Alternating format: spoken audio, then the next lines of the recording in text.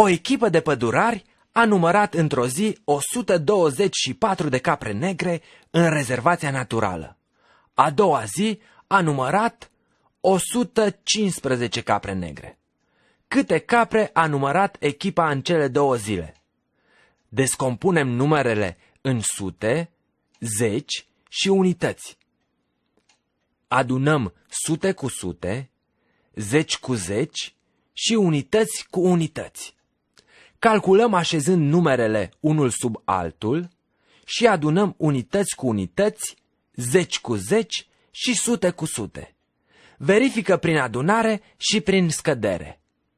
O altă echipă de pădurari a numărat toamna 348 de capre negre, iar primăvara a numărat doar 226 de capre.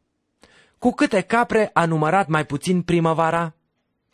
Descompunem numerele în zeci și unități.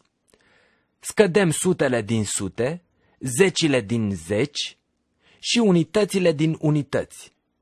Adunăm apoi rezultatele obținute. Efectuăm calculul în scris, începând de la ordinul unităților. Verifică prin adunare.